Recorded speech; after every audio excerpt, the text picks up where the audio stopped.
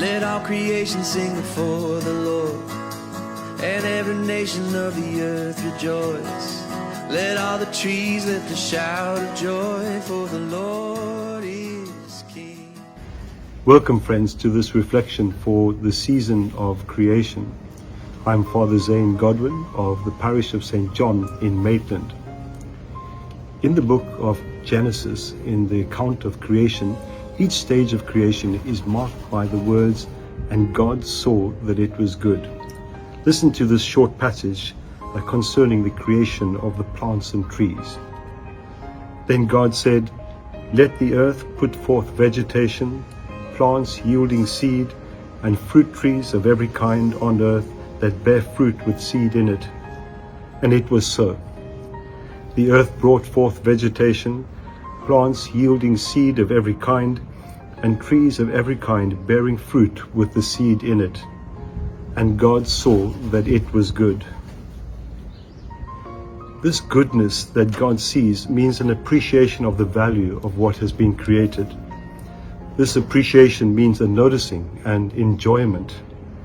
In this time of reflecting on the beauty of creation, we ask ourselves how we can see with the eyes of God that the created world is good and beautiful, that is a gift to be cherished and appreciated.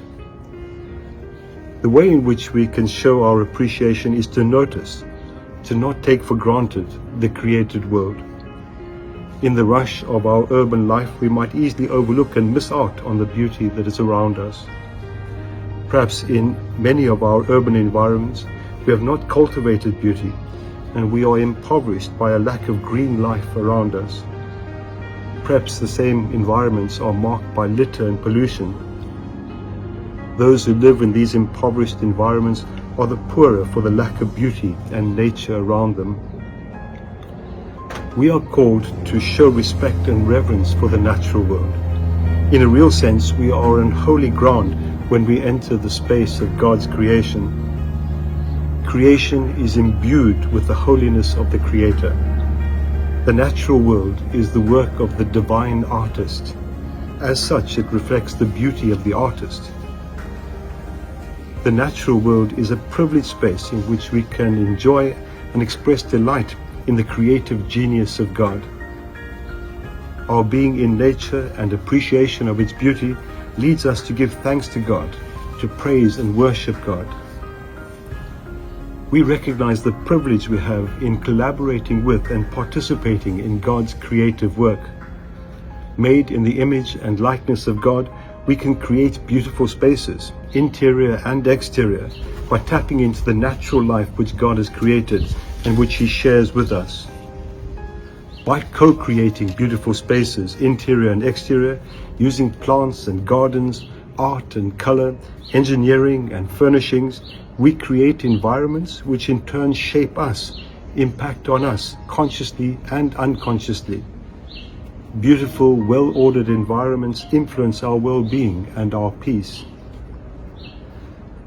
Our appreciation of the created world will lead us to conserve, protect, and steward nature.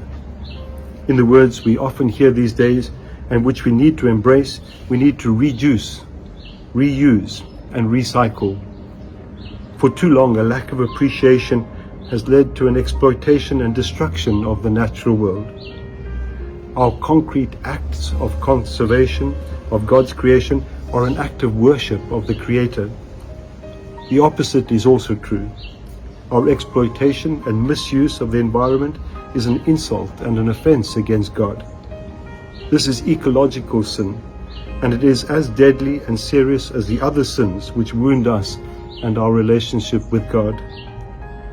Like all sin, ecological sin is an offense of God precisely because it wounds us. What concrete things can we do to show our appreciation of the natural world and conserve it? We can harvest rainwater in any way possible. A couple of years ago, the extreme drought in Cape Town forced us to consider how precarious our water situation is, how things have had to change. It seems incredible to think that up to 7 years ago here in Maitland, large patches of lawn and a whole field were watered with municipal water through sprinklers. Now that we've had another good rain season and the dams here in Cape Town are full, there's no reason to become complacent. At a parish like this, the roof surfaces allow for collection of an extraordinary amount of water. Harvested rainwater can be used for vegetable gardens and other plants. It can be used for laundry and washing. It can be used for ablutions. We need to be scandalized by the absurdity of using municipal drinking water for the flushing of toilets. Collect shower water for the flushing of toilets. Use water sparingly. Each conscious act of conserving water is an act of worship of the Creator. We can save energy, reduce how much electricity we use. Thinking about the incredible toll the production of electricity takes on the environment, for the most part in terms of the use of coal and carbon emissions, we need to use electricity sparingly. Switch off the lights when they're not needed. Those who are able can invest in timers on hot water geysers and solar energy and heat pumps. We can recycle. If we consider every time that we throw rubbish away, whatever we have discarded goes into a landfill, and we know that we are progressively turning the earth into a grand rubbish dump. We can be more careful about what is thrown away and what can be recycled. Vegetable waste from our kitchens can be turned into compost, and plastics, paper and metal and glass can be recycled instead of being wasted in landfill dumps. We can clean up our environments and educate others about not littering and polluting. Think of the impoverishment of a person who just drops paper and plastic as they walk along the road or throws waste out of a car window. At worst, it is a selfishness and a lack of consideration. More kindly, these people are wounded within themselves, unable to appreciate beauty, unable to accept their responsibility for the environment. There are people who have lost a sense of connection to their Creator and creation. Lastly, we can grow vegetables and plants. There's something grounding about putting one's hands into the soil and cultivating beautiful plants and growing vegetables. Everyone should experience the satisfaction of harvesting food that they have grown themselves. This season of creation is appropriately the time for sowing vegetable seed and planting seedlings.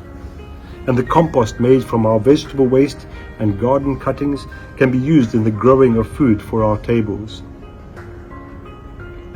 This season of creation is about appreciating the beauty and fragility of the natural world. It's about seeing that it is good through the eyes of the Creator and doing what we can in small concrete ways to participate in this goodness. Thank you to all for listening to this. God bless you all.